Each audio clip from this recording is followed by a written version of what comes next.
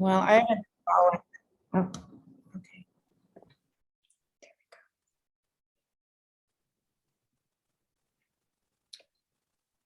Hi, everyone. Welcome.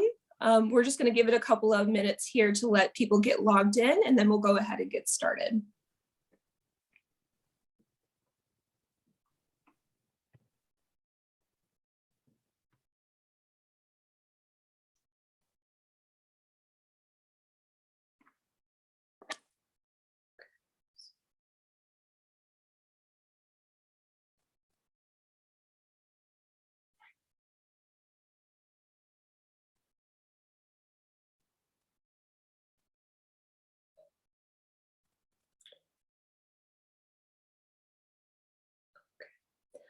All right. And we might still have people trickling in, but we're going to go ahead and get started with our content today. So welcome. Welcome to the Social Workers Confronting Racial Injustice Conference. We're so excited to have all of you here today and to welcome new participants as well as those who participated our sessions last week, Friday. We hope that you were able to attend those sessions last week, Friday, but if you missed them, we are going to have those breakout sessions recorded and they should be up on the website relatively soon, if not already up there. And then if you wanted to attend a different session today, but obviously we're unable to, sessions today will also be recorded and then uploaded to the website for later review. And so welcome, and I am Khadijah Marquardt-Davis, and I'm happy to be here for this breakout session, Messaging for Change, the Power of Political Social Work, with Dr. Charles E. Lewis Jr., Dr. Darcey Merritt, and Justin Hodge. And so on behalf of the Planning Committee for the Social Workers Confronting Racial Injustice Conference, I ask that you join me in acknowledging that our University of Wisconsin-Madison campus here in the shores of Lake Mendota, which resides in the sacred homeland of the Ho-Chunk people, a place they call Dejo, or Four Lakes. As the reach of the university extends to the far corners of our state, we also respectfully recognize the inherent sovereignty of the 12 First Nations of Wisconsin. Whether you are watching from this land of these 12 First Nations, or you are more distant, we encourage you to learn about the history of the land you are on. As social workers, we have a duty to look critically at the role our profession has played in the attempted cultural genocide and destruction of Indigenous families, such as was the aim of boarding schools in this state and across the continent. This conference is rooted in critical reflection on our work as social workers. Our goal is to bring clarity about the past, but also to challenge and inspire us all to move into action in our work within our communities once the conference is over. We hope this conference provides space for critical reflection, humility, and openness, which will allow us all to reflect, to hear, and to tell truths, and to move toward action and transformation to support Indigenous rights, cultural equity, and racial equity. With knowledge and gratitude, we move forward in our journey. And with that, before we get started, I do have a few details about the conference. So as I mentioned earlier, this presentation will be recorded and available on our website, on the conference website at a later date. We also know that many of you are curious about CEUs you registered for, and we just want to let you know that you are all set to access this. To access this presentation, you were required to enter your name and email. Because you logged into Zoom, or sorry, y'all, my voice is starting to go already. There we go. This allows us to verify your attendance, and so you will be receiving your CEUs. Your cameras and microphone will be muted the entire time. However, we do have a Q&A feature that is available to our participants, where you can submit your questions and comments to the presenters. However, please know that due to the large volume of attendees, we won't be able to get to all the questions that have been submitted. And now, without further ado, I would like to introduce our presenters. Good afternoon. Thank you, Khadijah, for inviting us here and giving us this opportunity to talk about messaging and political social work. My name is Charles Z. Lewis Jr., and I am a self-identified political social worker. When I went into the profession, I had no idea that social workers were engaged in politics on any meaningful level. I knew social workers had been serving in elected offices, but the closest thing I could think of was policy. And so I kind of trained myself to be a policy practitioner. And then I got the opportunity to go on the Hill and work for former Congressman Ed Towns as a chief of staff and communications director, and discovered that I could take my social work skills into the political arena.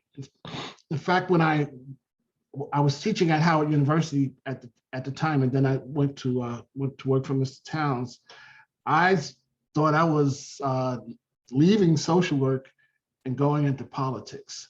That was my mindset. And when I got on the Hill, I encountered a few social workers, but we all seemed to be like in the closet, so to speak, because social workers were not, the predominant profession on the Hill were lawyers and public policy pros, so social workers weren't really like expected to be in these positions. But it dawned on me then that we needed to be engaged in Congress.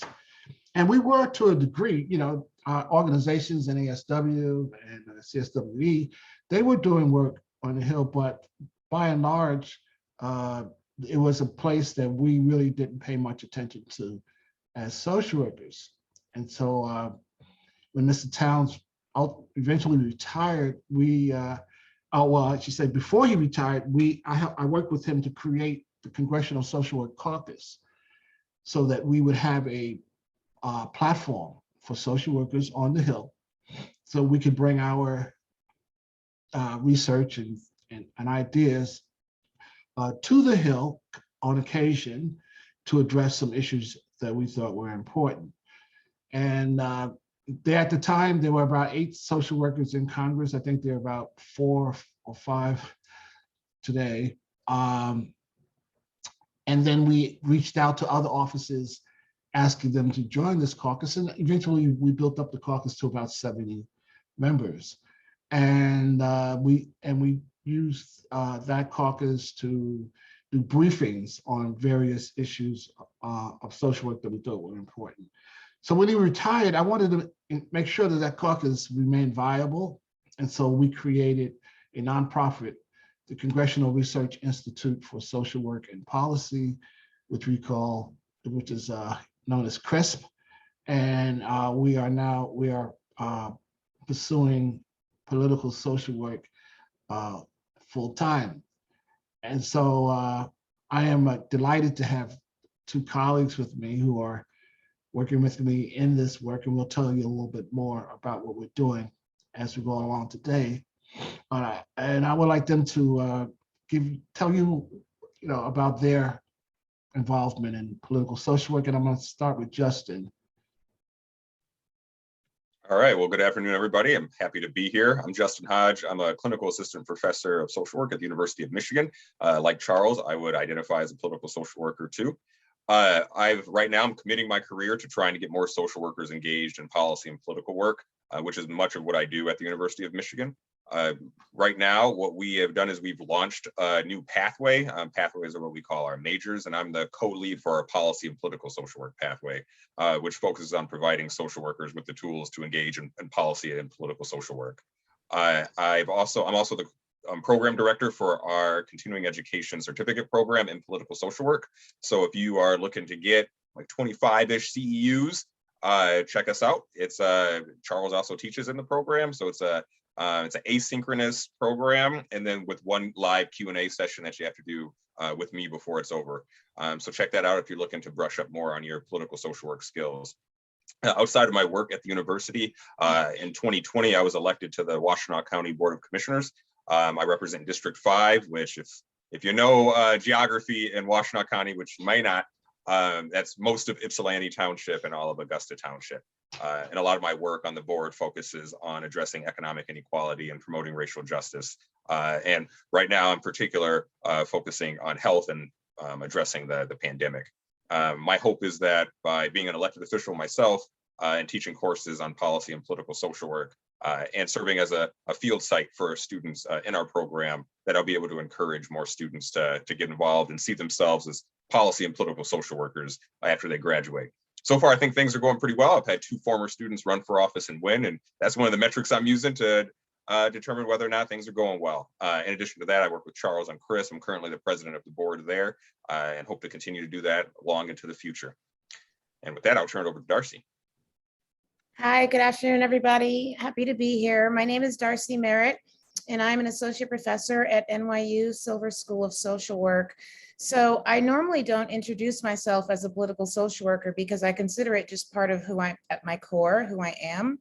And my work in these spaces began when I was an MSW student at UCLA, and I got involved in some grassroots organizing. And one of my internships was at a place in South Los Angeles called Community Coalition that was at that time run by now Representative Karen Bass.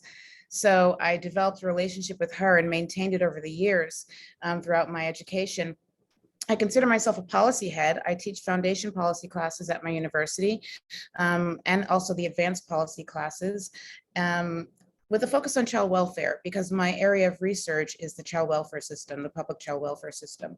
And I'll talk about that in just a second. But other ways in which I engage in these spaces, I am just finishing a 3-year board membership with Society for Social Work and Research. In that role, I have been the chair of the policy committee, and I've truly enjoyed it.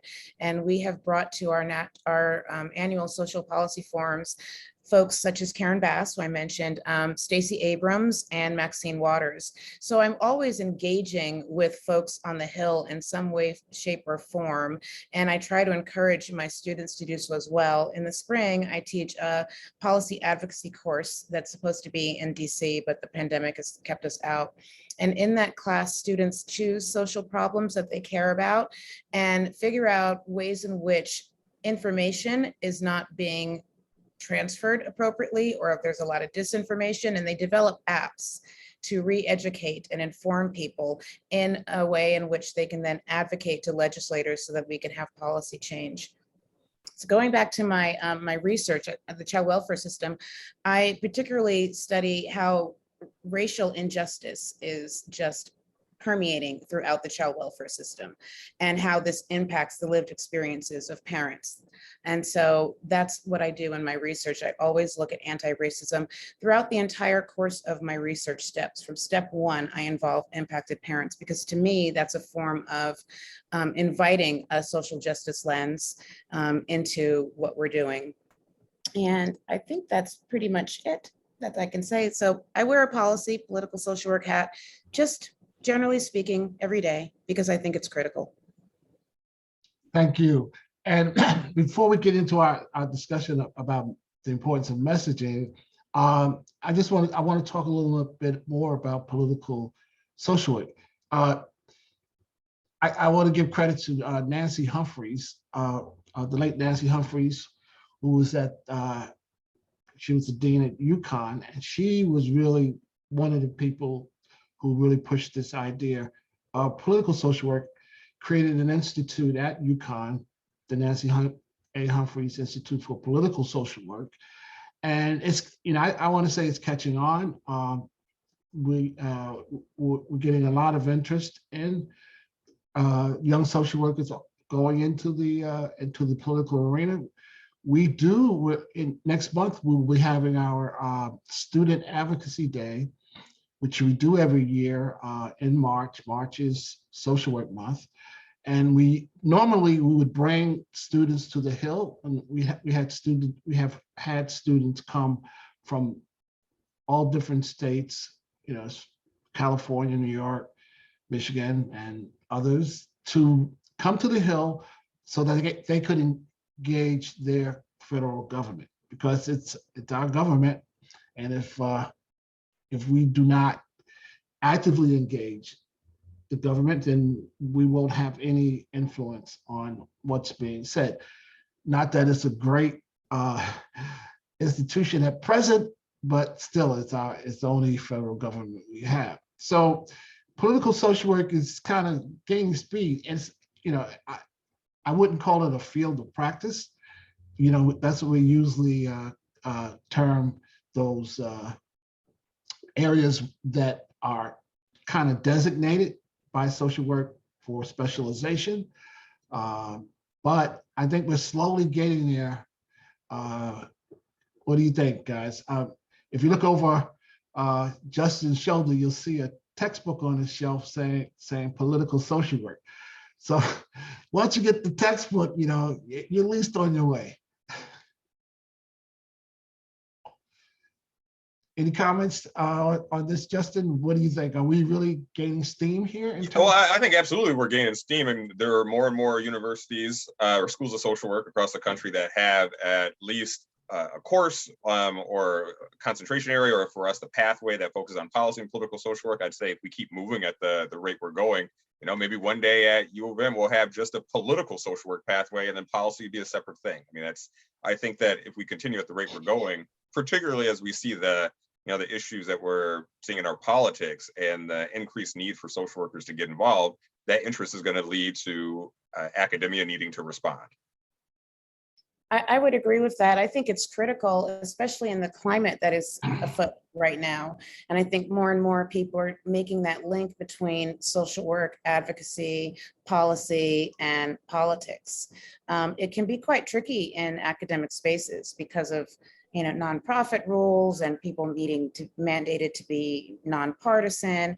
And so it really stymies our voice. So what I tend to do is couch the work in our social work ethics and my own personal ideology, as opposed to attaching it too closely to a political party. I take a broader, more holistic approach to having the conversation. But yes, there's steam definitely moving in that direction. Yeah, and so I want to, as an example of how we can be engaged politically, our political director at CRISP, Dr. Angelique Day, who's an associate professor at University of Washington in Seattle.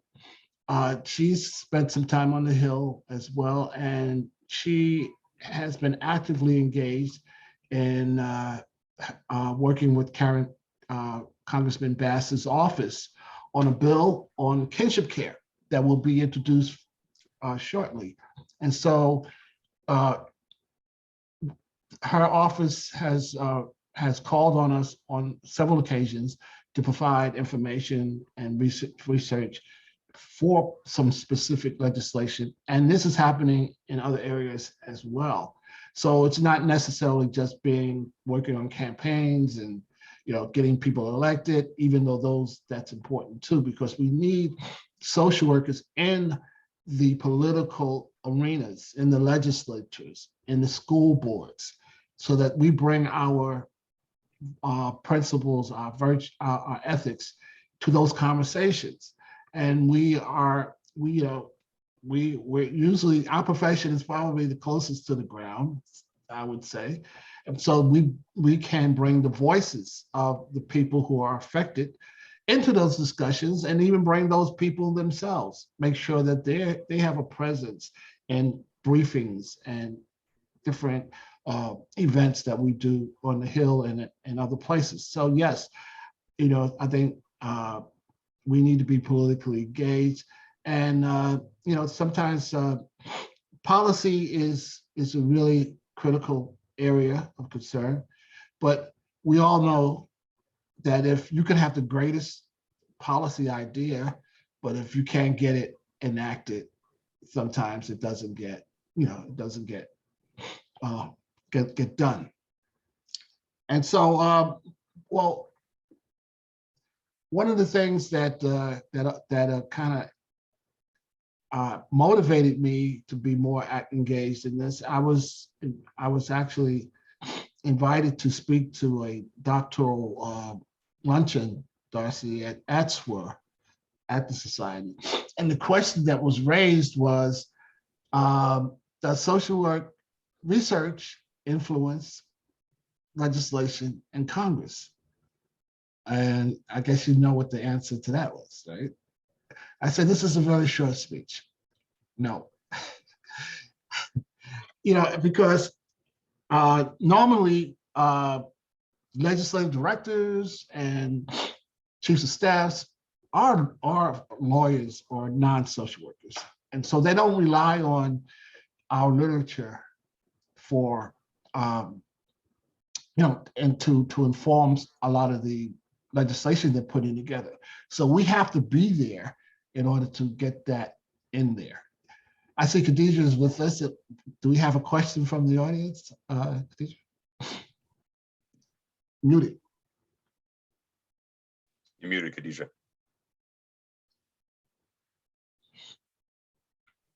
After years of being, virtual, you would think I'd get that by now. Okay, so we do have a question come in, and it kind of relates to that kinship care piece that you mentioned earlier. And the question is, ongoing child welfare worker here. How do we get around some of the frustrating systems? One I have continuously run into is natural families having to pay child support while their children are in out of home care. And how do we move forward in utilizing kinship and family family homes? So I'm not sure if you want to relate that to the overall work that social workers can do with political social work to advocate for that, or on the research side of things. So Charles, I'm going to let you handle, because I don't know the particulars of the bill that Angelique and Representative Bass are working on. Mm-hmm. But with regard to the rules that families have to adhere to while their children are either in kinship care or out of care placement, paying child support, all of this stems from oppressive systems. And so it's not set up to support families in the first place. It's not set up for families to flourish and keep money in the home, as opposed to spending it elsewhere where the children are not. So it's very problematic. Many of the regulations that occur within the Child Protective Service system are deeply flawed and based on bias and systemic racism. Yeah, so the child welfare system is a really complex area, and we're planning to talk a little bit about what's going on now in terms of efforts to address some of the inequities that Darcey has been talking about. But in terms of those specific things like child support, pass-throughs, and various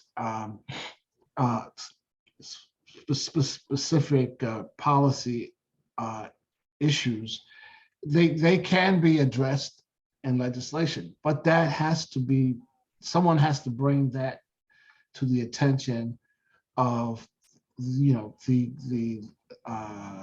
the legislature, and a lot of, and much of, correct me if I'm wrong, Darcey, but much of child welfare is done at the state level, if I'm not mistaken. So you can have some of these things you can deal with at a national level, but others, there are some things that has to be dealt with. But again, you have to be engaged. You got to know who's on the committees that oversees this legislation. And Justin, I guess you can, chime in about committee work, because that's where the work gets done. And you got to know who's on those committees, and then you got to, so this way you know who to go to. Is that a good way of putting it, Justin? Yeah, I think that's a good way to put it. And I want to underscore something you mentioned earlier about the need to have social workers in all these different political spaces. So I spend a lot of my time trying to encourage social work students to run for office and think about that as part of their future. And, I would love to have a reality where we've got highly qualified social workers just all over the place running, and even having to run against each other. I mean, then you got two good choices.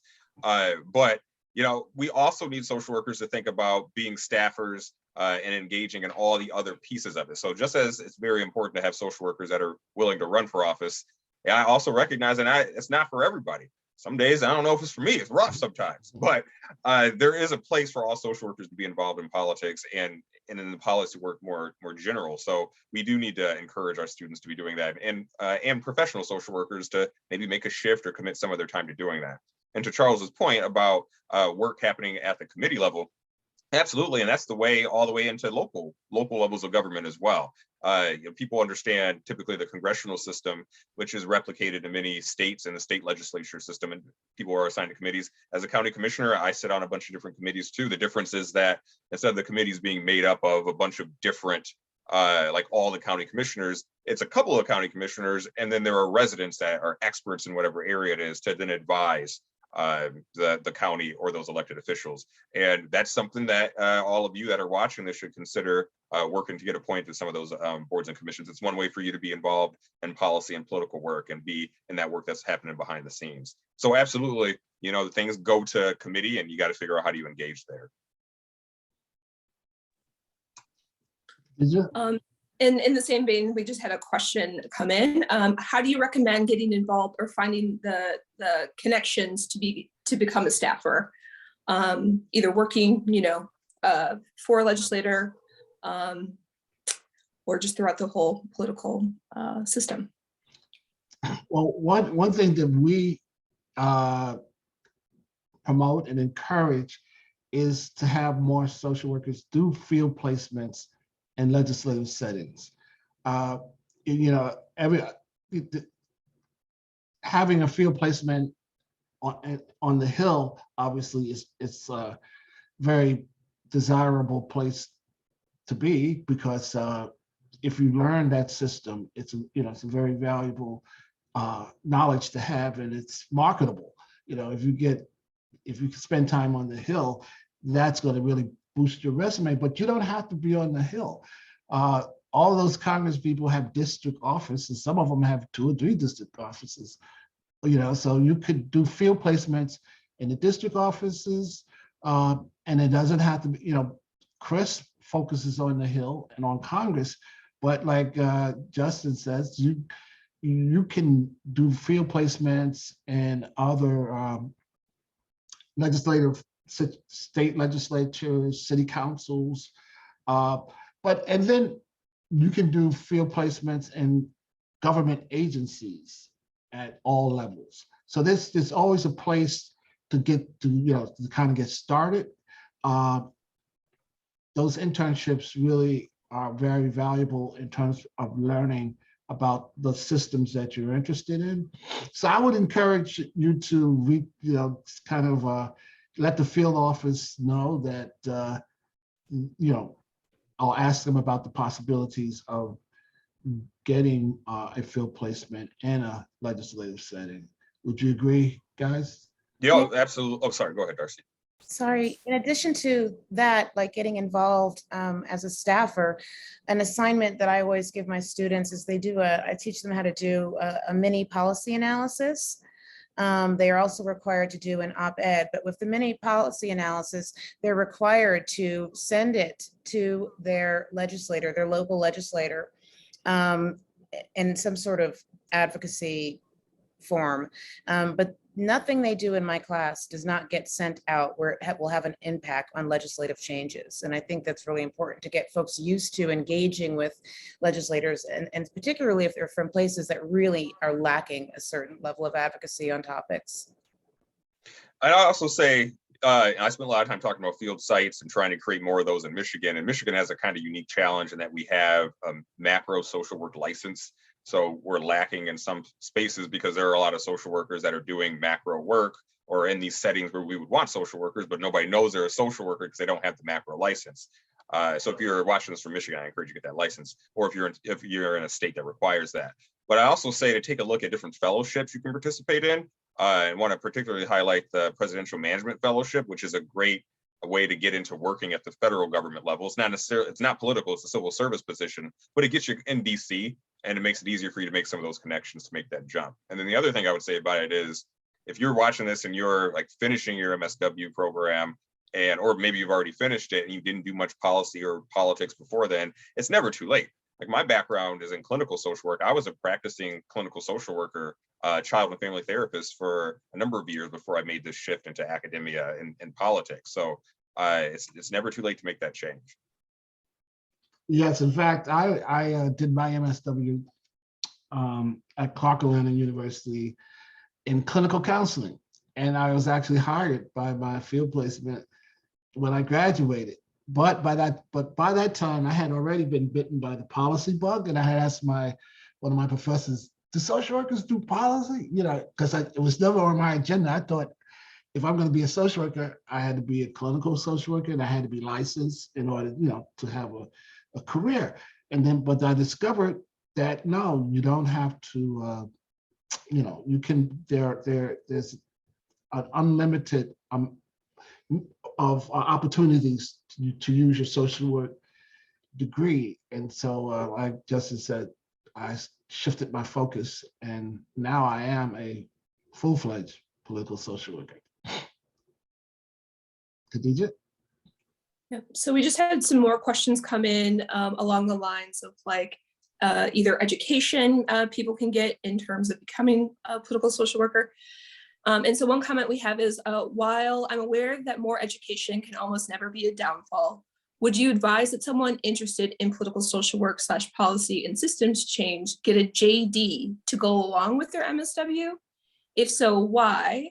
And do you think there's a significant benefit added to that? Well, many do. I know quite a few. My sister, in fact, has a MSW and a JD. And so that's one way of expanding your your knowledge base in terms of being effective. I mean, it's not necessary, but yes, you might want to consider going that way. Like many social workers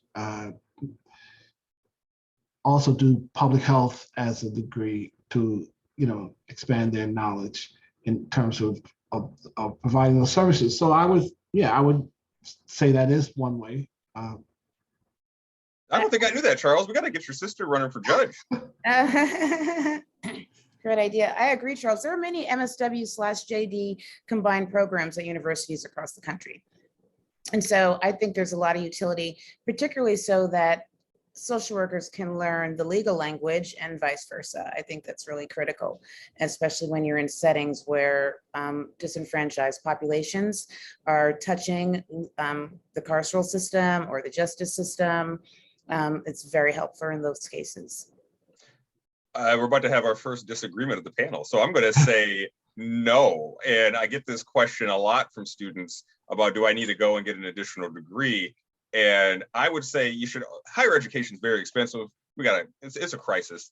And I would say not to pursue additional degrees unless you need that degree to do the thing that you really want to do. So like if you want to be an attorney, absolutely go get the JD. You're not going to do it otherwise. Or if you want to run for judge, you're going to need a JD. But I firmly believe that social workers are the best equipped people to serve an elected office, if that's what we're talking about, or that's what we're thinking about here, and that there's not another profession that trains people on the wide range of skills to really be effective at that work: interpersonal skills, community organizing, policy, political work, management of human services, program evaluation. Those are all things that I would want people that are involved in government and politics and policy to be good at or have some training in. I'm not gonna say it's a bad thing to get more education, but I would say like weigh the differences between the time commitment, possibly added debt. Could you be doing things right now with your MSW to get you further along your career trajectory where you want to end up, rather than having to get another degree to do that? So yeah, I would say if you get another degree, if you need that degree to do the thing you want to do. If you don't need it, make it work with the MSW. It's totally possible. But if you're also just looking for a little bit of a side thing, I'm going to plug that certificate program again. And we get plenty of non-social workers that also take that. It's asynchronous, take it online. Perfect. Yeah, we have another question that just came in, and I'm going to add in my little personal thing. I agree with Justin. As a person with an MSW who works for a state senator here at the Wisconsin State Legislature, you don't need a law degree to go do that. Your MSW is just fine. So that's my little plug as well. But another question that we got in was, I was just accepted to grad school and now I'm having to pick a track that I'm interested in pursuing. As someone who is interested in working in political social work, what are some classes I should make sure that I am taking?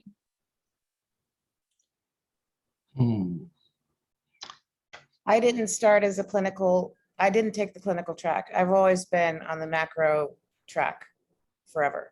And when the students, and I teach at a historically very clinical university, NYU, it's changing over time. But when I have many students that come into my mandated policy class kicking and screaming because they just don't want any part of it. By the time they leave, it's my personal goal. By the time they leave, I've got them completely engaged and excited to engage in these spaces. So in terms of the classes, I really don't know. I think that they should step out on a limb and take some policy classes and some political social work classes and figure out ways in which they blend, because it all blends together. Yeah, it's a hard question to answer because I don't know what school you're at and I don't know what your curriculum looks like or the offerings, but I would, echo the points that take the policy, and if there happens to be political social work focused classes at your school, take them. If there's not, then I'm sure that you could use hopefully some of your electives to take other courses outside of your school of social work. So I would take maybe a political science course or something in whatever school of public policy looks like there, just to get some of that background. But hopefully some of that exists within your MSW curriculum. If not, make use of what's also at the university more broadly. And I would also say that yes, if you are at a school that allows you to take an elective outside of the school, I would recommend that you take a communications course. That is really valuable in the political arena, as it is in a lot of different places, but particularly in the political space. Before we move on to talk about messaging, I wanted to say that another thing that has come up is that, while we are pushing for more social workers to be in the political arena, we know that social workers are needed everywhere, and the projection is that social workers are going to be needed more as our population ages. So we're going to need more direct services social workers, and so are we not competing against those needs as well? And but I just want to remind people, because that may come up, that is always an issue, that I think political social work will ultimately attract different students in terms of, not everybody wants to go into direct services, but they wouldn't go into social work in order to do a political activities. But if they knew that social work could lead them in that direction, I think it will expand the pool of people who will be interested in social work. Would you agree, guys?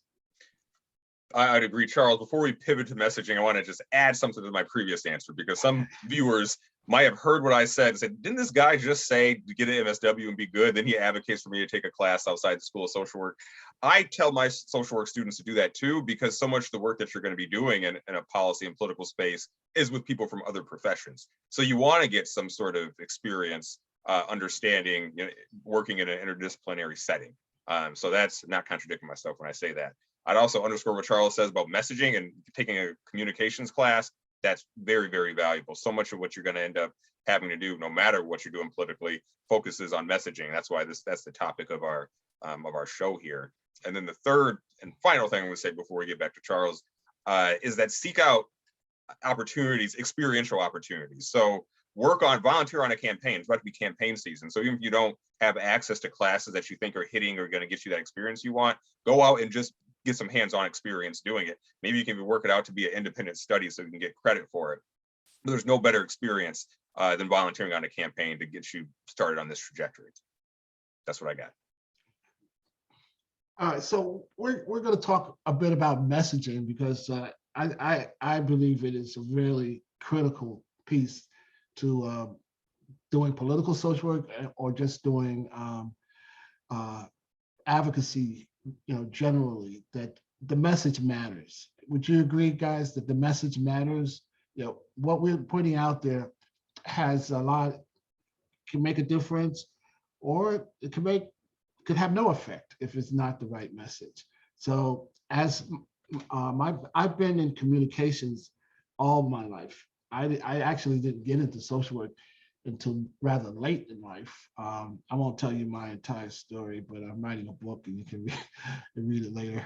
But I didn't get into social work until real late in life, but I had been in communications. I was a communications aide in the borough president's office before Congressman Towns even ran for the House back in the early 80s, and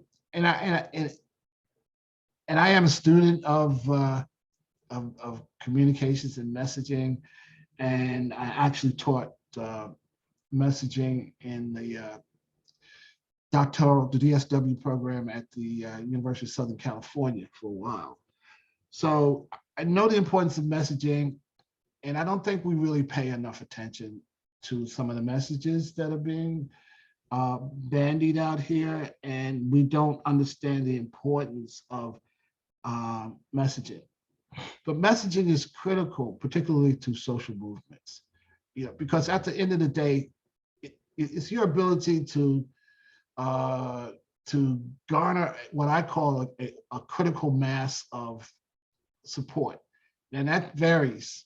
If it's national, we talk about millions of people, but if it could be local, and you must know, it's like Justin, when you're running for office, you need to know how many votes you're going to need in order to be successful. So because we still live in a democracy, fingers crossed, we have to persuade a broad number of people to get on board with what we're trying to promote. And sometimes I think that our messages are not really thought out before they are put out. And so I want. I was just gonna jump in. The reason why that is because the first thing one needs to do when even considering developing a message is to know the audience to whom that message is going to be delivered. If we don't know the audience to whom that message is being delivered, then you're not crafting the message appropriately. So you might use language that's going to completely get people to close their ears and close their eyes and not pay attention at all, or you might speak to folks and their truths and what they might need. Radical messaging differently than, say, an emotional appeal. So you need to know, and also know the context within this message to be sent out. So if we have, some violence going on, I'm going to just bring it up here. If we have some violence happening and we're talking about police funding and things like that, and there's many different camps about that, and people have emotional feelings about what's been happening, and then there's legislative barriers and financial barriers, you need to figure all of that out before the message is crafted. And then on the other side, sometimes there needs to be a more radical approach and just send out a provocative message just to get the conversation, the public discourse happening. Your thoughts, Justin? Yeah, absolutely. I mean, you need to be able to tailor the message for the audience. And what you see in campaigns, hopefully successful campaigns, are people that are in tune with the community and know how to go about framing that kind of message. I think about, I feel like my messaging was very strong during my last campaign, which is one of the reasons why I won.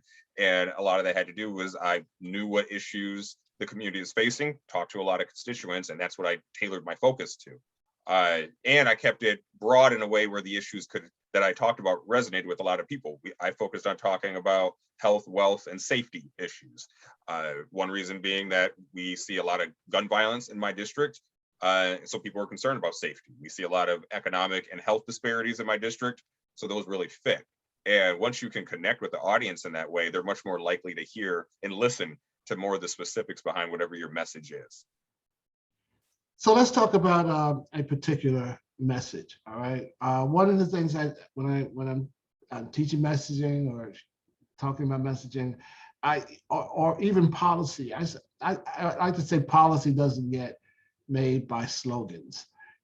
People think that you come up with a really catchy slogans that maybe that will move policy. Sometimes it does, but I would, for the most part, it really doesn't. And so I don't think people think, beyond beyond that slogan.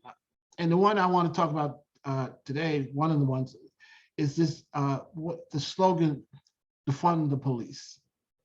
Okay, this was a slogan that came out of the murder of I'm blanking here. Help me, guys. With the officer who knelt on George Floyd. George Floyd. Sorry, guys, I should know that. All right.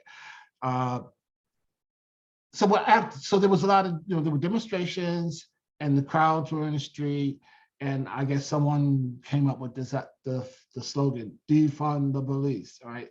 And so that became the marching orders. That became but was that a good idea? You want to go first, Darcey, or you want me to go? I'm gonna give it to you, my brother. Okay. Well, I think from a policy making perspective, it hasn't been very helpful. But I think from what Darcey was saying earlier about putting out a radical message that will galvanize people, it's been very successful there. I think part of the challenge with defund the police as a slogan is that you hear it and it means something different than it does to somebody else that's going to hear it. Some people will interpret it as just defund the police totally and totally get rid of the police. Other people hear it as, okay, we'll reduce funding to the police and put that funding somewhere else, which are two very different things. And that, it puts us in a very challenging situation when you're trying to have a conversation about something using the same words, but those words mean something different to all the people in the conversation. And that's where the strategy was lacking, because folks didn't think about how the other group of people were going to hear that as something that's just completely distasteful and ridiculous, that you're just going to like take all the police from the streets. And so that needed to be thought about so that the messaging could be more nuanced. When the messaging is nuanced, yet clear and simple, folks can understand what it means and even understand that the slogan is for a purpose, to get the conversation going, to jolt people into even thinking about what this would look like. So yeah, slogans are useful. I remember growing up in the 60s, there was a lot of slogans. Say it loud, I'm Black and I'm proud. All right. And that was to galvanize the Black community to, okay, enough of this. All right. We need to stand up and, and be proud of who we are and, get some things moving. All right. So that was a good slogan because it was the goal of that slogan was not to, sway the entire country to give Black people their just due. It was specifically to galvanize the Black community. Now, defund the police when I heard it, I immediately said, this is not going to work out well. Okay. Now, it galvanized people, and it got people thinking about, are we actually spending money the way we should on policing in this country the way it is? And that's a good idea. But at the same time, there was a lot more. I think the thinking was, all right, how do we spend this money better? How do we redirect some of this money where it could go? And we actually held a panel discussion on this topic where we brought in a social worker who was also a sheriff, Justin from your Washington County.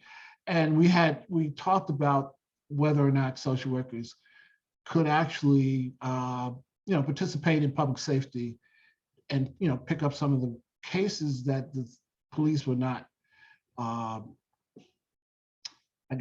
trained to do.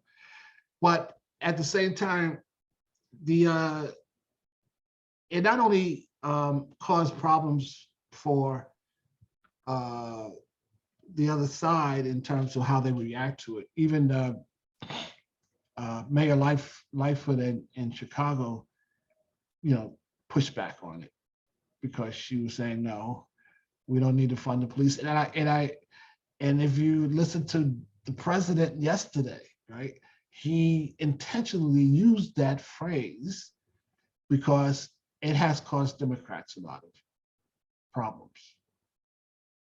Yeah, I mean, I think the phrase, it's when we compare it, I don't think we should shift just yet, but I'm going to compare it to Black Lives Matter, is very two different kinds of phrases where the message is clearer with Black Lives Matter, and defund the police it's catchier.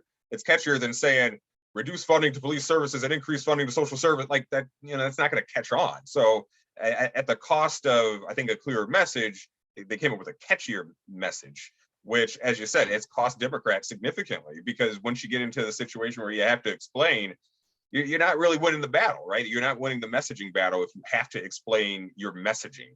If people aren't now focused on what it is you're trying to say. So, like, I'll give you an example with my campaign. Our slogan was opportunity for all. I don't really have to explain that to anybody. I mean, who's going to say I don't like opportunity, right? So it helps because you got to hook the people and then move on to the next thing you want to say. What about revise the budget for police? Well, I can't imagine a crowd strolling down the street yelling, revise the budget for the police. But yeah, I mean, it could be, what about, I mean, it's again, slogans, it was, I'm saying it was a total failure. It did galvanize public attention on the subject, which is always a good thing. However, it was, it allowed the pro-police guys to demonize Democrats. And therein lies the problem, is how that message was then turned against the messengers. That's the problem. And so, yeah, the conversation happened. I'm not even sure the defund police camp actually intended, I know they didn't intend for that outcome to happen. It was really a call to the conversation, and it was then turned against them. And so the message is now lost. The nuances are misunderstood, and it's quite unfortunate. Yeah, and to underscore what Charles said earlier about what is the goal. So when we were coming up with a message, you got to think about what is the goal, and then, like we think about other things in social work, unintended consequences.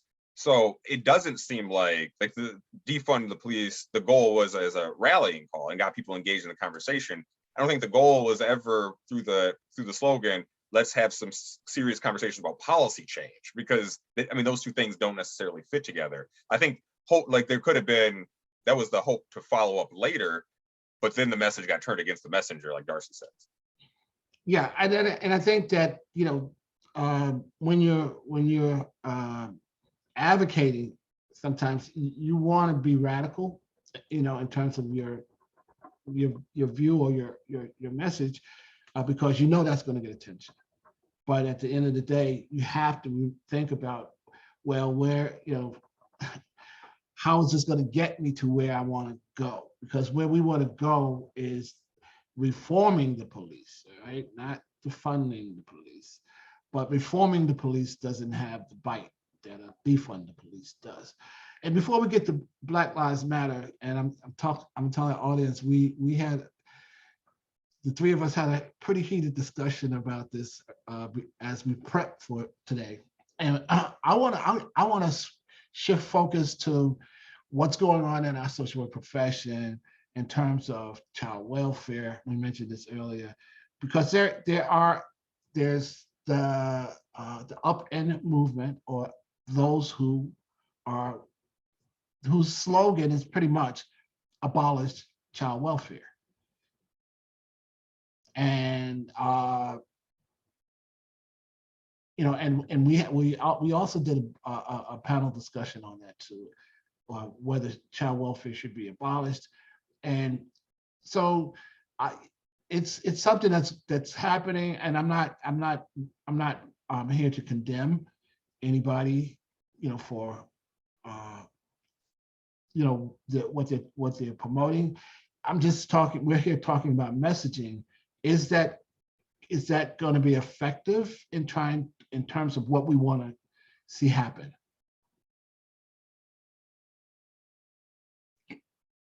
You're quiet, Justin. I guess you're tossing it to me. Yeah, there's a debate happening, a pretty healthy debate happening right now in the child welfare system regarding this messaging, abolishing child welfare. Same sort of issues with the defunding the police messaging. People don't understand what that means. Child welfare is not doing what is needed to keep children and families safe from the issues that cause them to be deemed, for instance, neglectful. These are systemic issues. These are structural problems. These all have to do with the context within which folks live. And so the oversight, the reason why folks are calling for the child welfare system to be abolished is because the oversight and the surveillance of the child welfare system over particularly Black and brown families and Indigenous families is just incredibly harmful. And we only know this from listening to the lived experiences of the impacted families. I tend to use my language differently. I don't call families child welfare involved because they're not voluntarily involved. I call them child welfare impacted because they're impacted, just like any other person that's involved with systems. They can be justice impacted. At any rate, I think the debate it's going to continue, but I think what people really should be talking about, what I would prefer to talk about, is what's not working. How are we going to stop harming families due to inappropriate oversight merely because they've been living in poverty and they've had a lack of opportunities? That's the problem we need to be working on.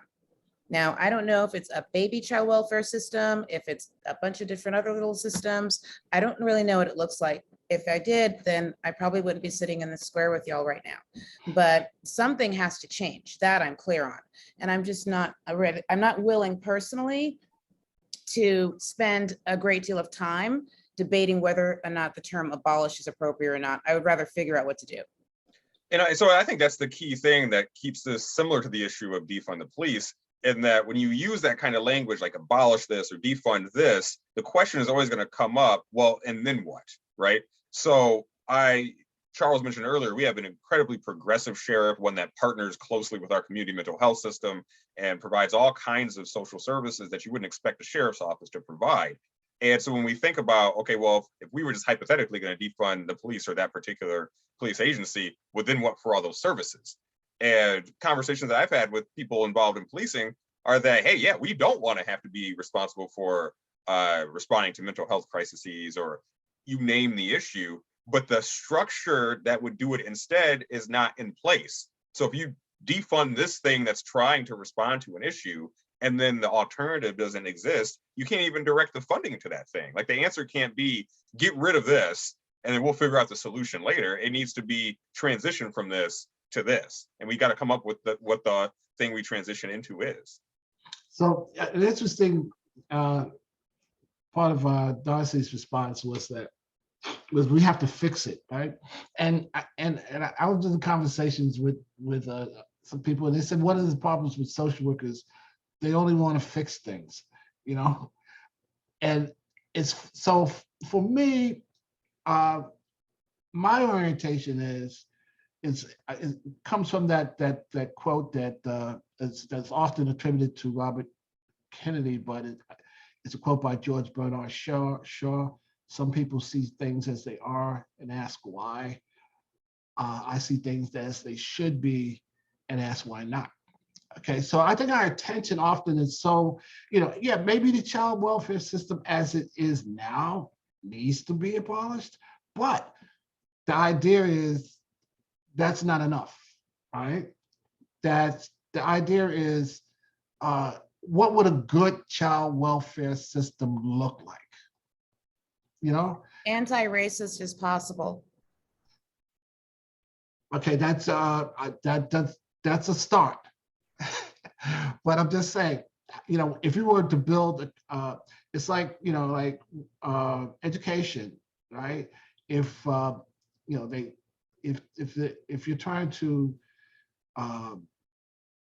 get rid of bad schools, or you're trying to reform bad schools, let's say, well, poorly functioning schools, all right? And you're trying to fix them, wouldn't it be better to build a school that functions, or at least, I'm saying, your focus should be on what you want to see rather than what you're trying to correct. Yeah, I mean, I agree with that. I think the challenge is structures and systems are so pervasive in all of our lives. It's sometimes hard to think outside of that box. But what I try to keep like my focus on when doing policy work is what is the outcome that we're looking for, and then how do we get to that outcome? And that, I think, makes it a little bit easier to think outside of existing structures and systems. Because otherwise, if we stay stuck in it, change can only be small. And sometimes that means that has to be the way sometimes, but it's a challenge, like you said, if we're only trying to fix things. If social workers stay so fixated on, I got to fix this thing, well, we're not going to get to the outcome that we're desiring. I remember when I got into social work, and and everything there was stressing the problem solving method, and I was like, so we spent a lot of time on the problem, all right, trying to figure out what the problem is, what the causes are, how many people are impacted, yada yada yada, and less time on what the solution should be. Although our research may ultimately get us there, by looking at the problem and finding some implications that might create a better reality. I just think that, and I have this kind of debate with one of our board members, Mimi Abramovitz, because she's so fixated on the threats to democracy. And I understand that we need to know what the threats to democracy are. And not only that, sometimes when you do focus on that, you get people's attention, all right? But at the end of the day, what are we trying to get to? What is the goal? And I think that, most messages don't really get fixated on where we're trying to get to. A lot of messages are fixated on what we're trying to get rid of or what we're trying to get out of, but not where we're going. And it's much more difficult, obviously, to create slogans for sure, but even messages that are going to focus on where we need to go. All right, let's talk about Black Lives Matter.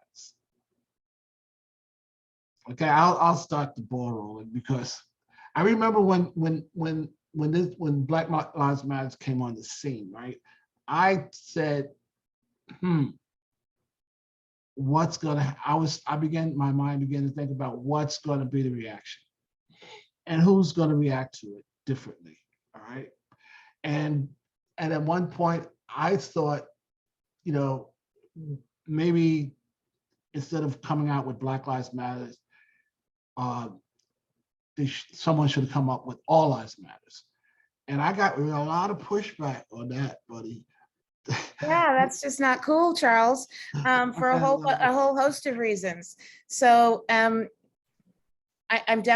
you haven't figured out yet, Charles and I are good friends, but I'm definitely way more radical than Charles is. So I don't pay attention to, I don't want to be concerned and worried about somebody that's not in the same color skin or similar that I am, what they're going to think about me saying my skin matters when it doesn't matter in this world. So yes, of course, the premise is that all lives matter, but Black lives have been left out of that all. And I think Black Lives Matter has done something that, has been successful in a way that something like defund the police hasn't been in terms of a slogan, in that when people attack the slogan, they get into a discussion about, this is the slogan because Black lives have not mattered. That's why people are saying it. And it gets people into a conversation that they typically wouldn't have had before. And I think it gets people to to think. Like if I had to imagine what was the goal for the slogan, I think the goal for the slogan is to say, yes, Black Lives Matter, and draw attention to the fact that they don't right now, and get people to critically consider, oh, well, yeah, that's a problem. So I think it started some conversations with people that maybe hadn't thought about it before. Well, it obviously got a lot more attention than All Lives Matters would have gotten, all right, off the bat, all right? But you can still make a case that if you had gone forward with All Lives Matters, you know, including Black Lives, you know what I'm saying, you would, you know, you might have gotten a broader response. But is that like you got a little asterisk next to it, or a colon, like All Lives Matter, including Black Lives? Like what? No, Well, I mean, no, I said this to a friend of mine. I said, you know what, you know, I just raised the question. I'm not, you know, I'm not condemning Black Lives Matter. Okay, let's get that.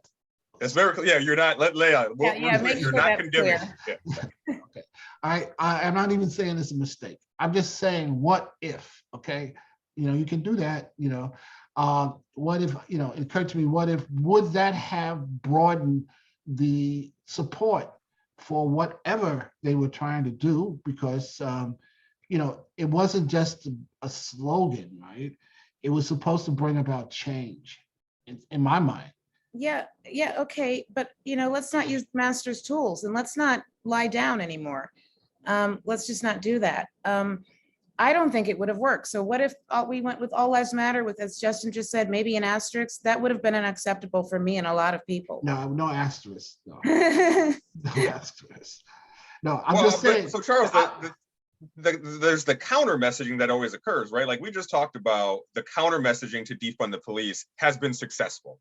All Lives Matter appeared as the counter messaging to Black Lives Matter, and it's been unsuccessful.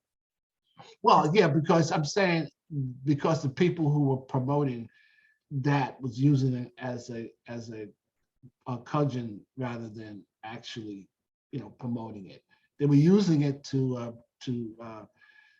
discredit the Black Lives Matters. So You know. what happened is a whole bunch of folks that didn't have any knowledge of the notion of such a slogan, they woke up. A whole bunch of folks woke up when that young man was killed on the concrete under that man's knee.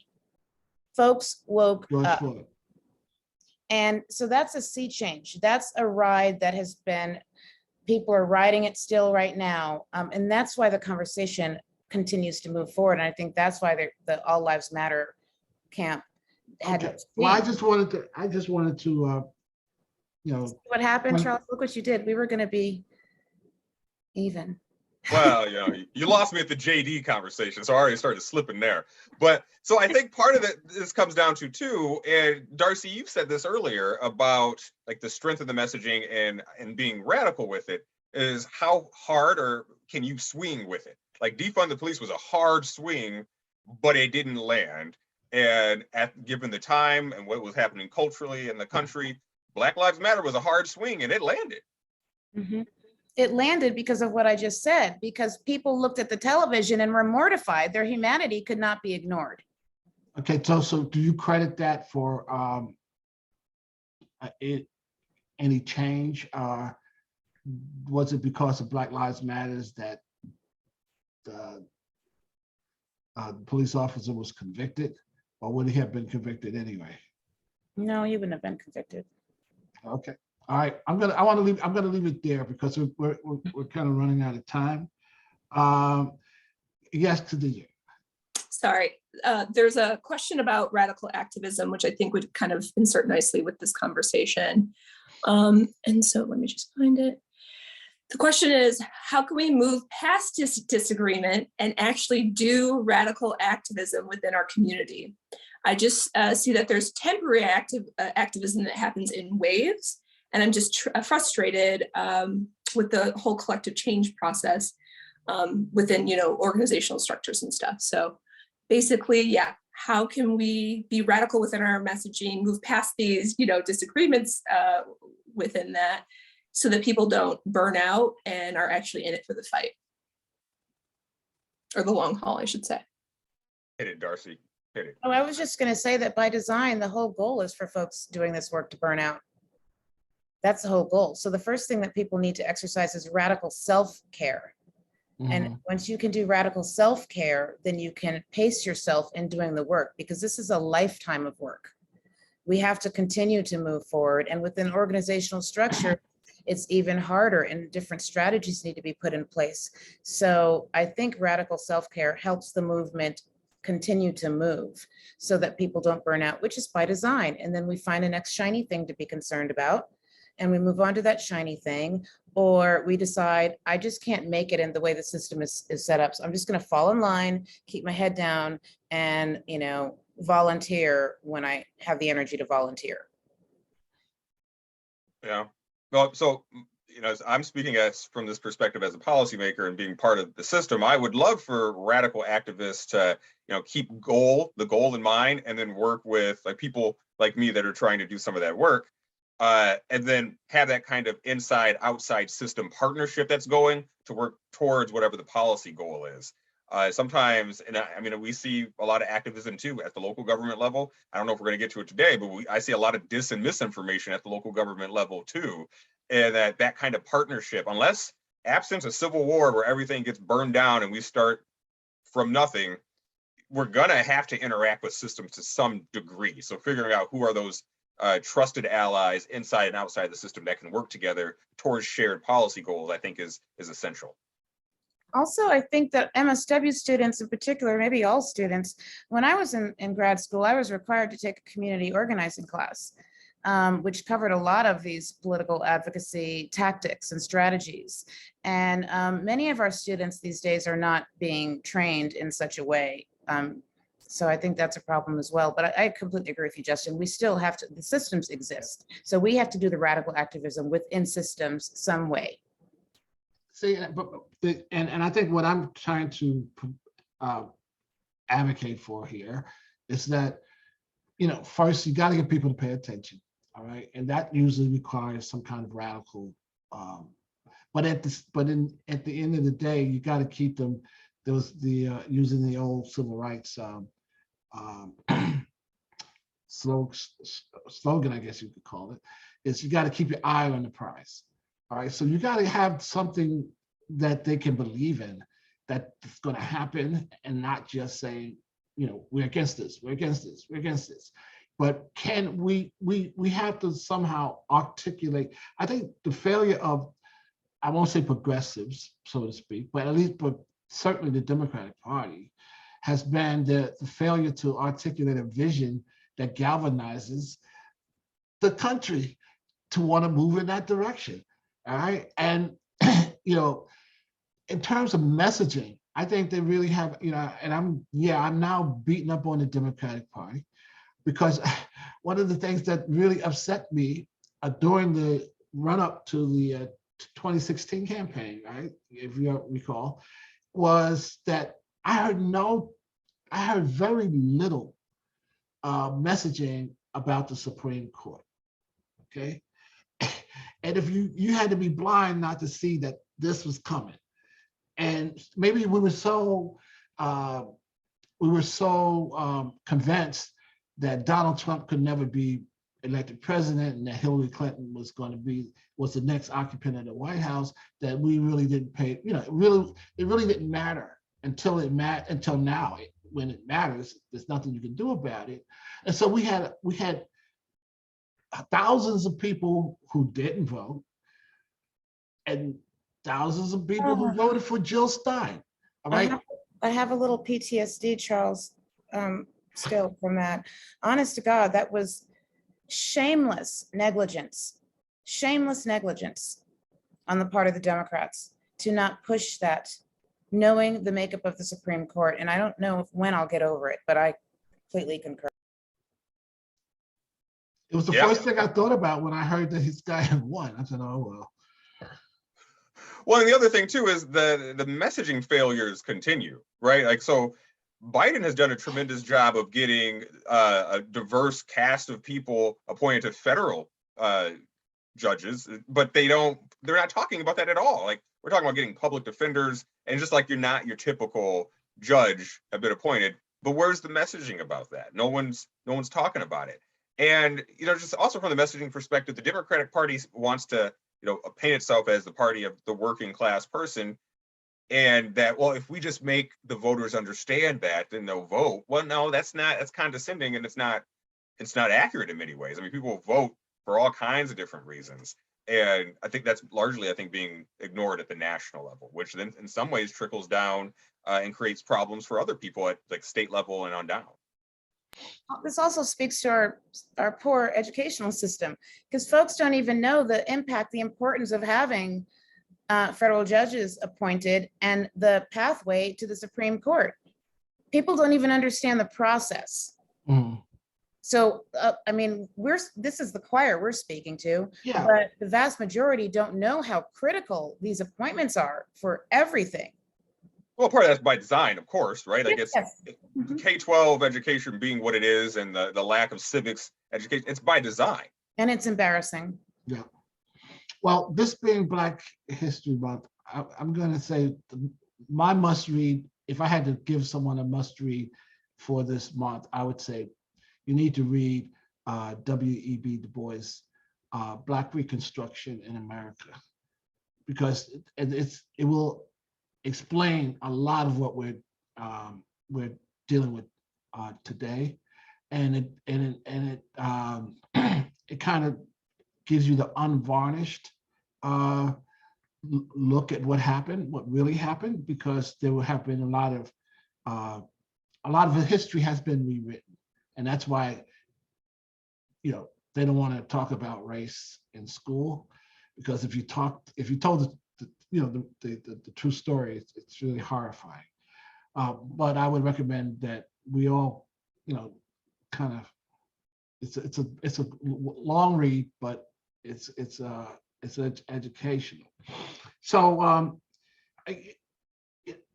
when you messaging also requires a lot of critical thinking, in the sense that you have a message, but before you put it out, you've thought critically about the implications, who's listening to it, who's receiving it, how they're going to receive it, and kind of balance, but also where you're trying to go with that message. What is the goal? I mean, so that means you're going to have to go beyond just saying it. You're going to have to be able to articulate that vision. You're going to have to be able to explain how we get to where we want to go. And I don't think we spend enough time doing that. I think we got to spend more time doing that. So 2 things. Can you say the name of the book again? We have a bunch of participants that are interested. Yeah, it's Black Reconstruction in America, and it's by W.E.B. Du Bois. And then in thinking about how to communicate,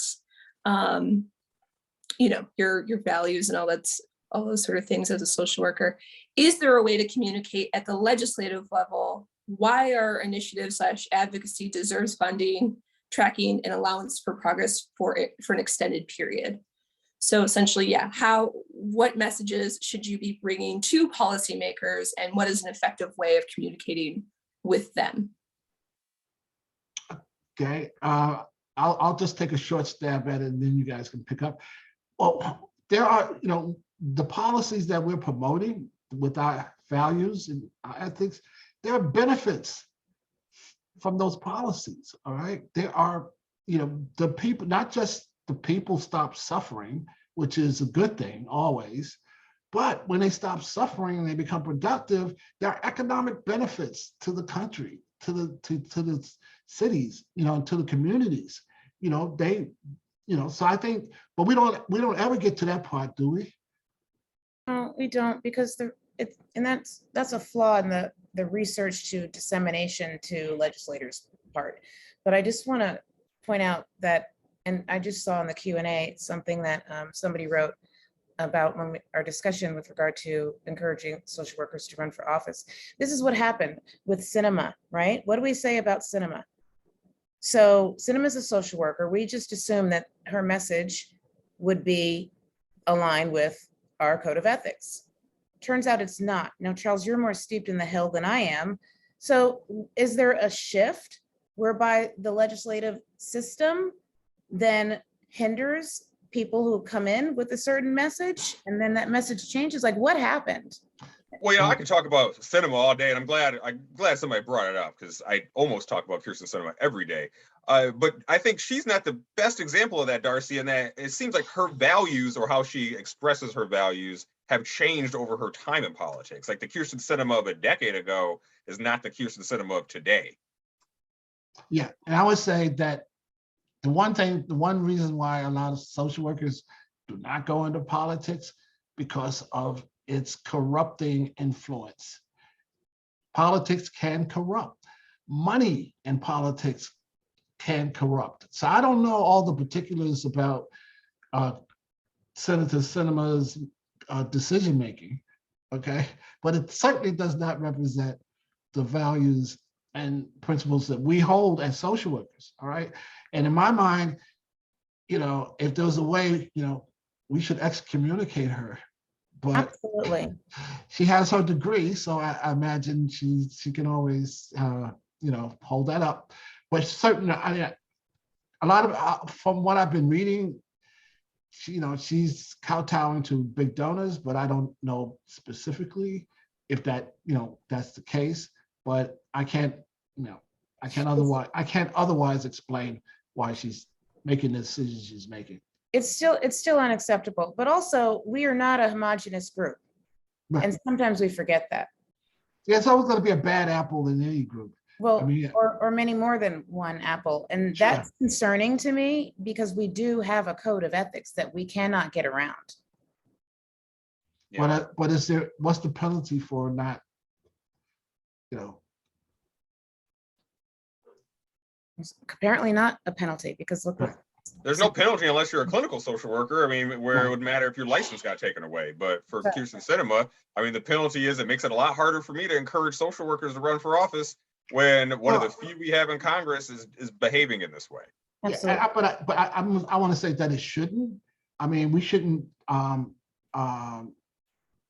be influenced not to get involved in politics because of what Senator Sinema is doing or not doing.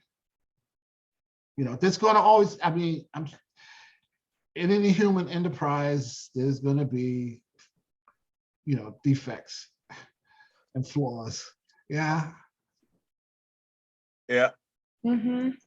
What were we supposed to be talking about? I know we got on the Kirsten Sinema. Khadijah asked a question and then we went in a different. How to communicate with policymakers how There to you go. at the legislative level. That's a good question. Yep. Yeah. And I would say, and I had said that we got to spell out the benefits as well as the relief. And you said economically, Charles, which I think is money talks. So if you can tell people, if we don't solve this problem, it's going to cost X billion of dollars across the lifetime, then they'll listen to that. Money talks. So if you put it in economic financial terms, I think we have a better way into the conversation with legislators. Justin, you would know definitely. I mean, I would agree. I mean, I would resonate with an argument about this is a good thing to do for social justice reasons, but that's not going to be the case for most elected officials. It might be for many, and that's, I think, something that is a unique skill set that social workers that are doing that kind of policy work can bring to the table. But highlighting those things like economic issues and how that's going to have that bigger picture effect is important. The other thing, too, is tailoring the message to the person, right? I mean, if you're trying to engage with an elected official, just go and Google them and you can see the things they talk about during their campaign or what their priorities are. And that's a helpful way to tailor the message. Mm-hmm. Know your audience. Yeah, and that was one area that I wanted to discuss. There's so many that I know we're going to run out of time, but I wanted to discuss identity politics. In terms of like the Democrat has a broad coalition of people of different ethnicities and different persuasions, and so when you want to talk to, is there a way of talking to everybody? All right, because It's, you want to speak to the issue of indigenous people, speak to the issues of Latino people, speak to the issues of Black people, speak to the issues LGBTQT folk and everybody else. How do you do that? Can you message and not be specific? Or Through humanity. Always high? Through calling people to their highest good and of humanity. That's how I usually approach it. Like basic humanity, and start from there. Yeah, I mean, I think keeping it values focused Mhm. and with your messaging, and that there are certain core values that I think are going to be common amongst whatever group you're talking to for the most part. Most people care about their loved ones and making sure that they're healthy and safe and, have money. I mean, one reason why I think the Democrats are having a hard time right now is despite the work with the stimulus checks, the failed Build Back Better, but the previous bills that have been passed, like the infrastructure bill and the American Rescue Plan, we're still seeing like the impact of inflation and how much does gas cost, like the money stuff, like how your day-to-day life, like if meat costs too much, that affects people. If gas costs too much, that affects people. And if people aren't safe and healthy, that affects people on a day-to-day basis. So how do you make policy issues, particularly at that federal level, seem like they make sense to someone's day-to-day life? Okay, we have 5 minutes, and I want to talk about a social work more specific topic quickly. So, we know that now, because we're focused on anti-racism and we focus on diversity, equity, and inclusion, right? And we're seeing a lot of activity, particularly in social work, where, well, not just particularly in social work, I should say, but also in social work, where we're seeing a lot of, we're seeing some people being promoted to higher positions or made vice president of diversity, equity, and inclusion. And I think that's great. I think, that we need to have those that happening, but is that going to be the solution? Are we, I'm saying, do you understand what I'm saying? That is, for me, and I've thought about this a lot, is that window dressing or is it going to solve something? Go ahead, Justin. I'm going to ask a hard question. Yeah, that's a tough question. I mean, I think some of it depends on the agency that you're talking about or the institution. Yeah, I mean, that's a pretty hard question. And I know your personal feelings about messaging around anti-racism and challenges that can create, but I do think it's going to depend on the culture of the organization that you're talking about. And it could be window dressing. I mean, I think we can identify, probably everybody can identify examples of where having a diversity, equity, inclusion officer or director is just done to say, hey, we're doing it. And the work that person or department is going to be doing would look very different from an organization that's taking it really seriously. Which is why we need to implement evaluations throughout all of this work. Yeah, I've seen a lot of window dressing, and yeah, everybody wants a diversity DEI director everywhere. Everybody wants one. Now, what we need to be evaluating is the meat of the work that comes from that person or that office. So we have to look at what did things look like in the first place?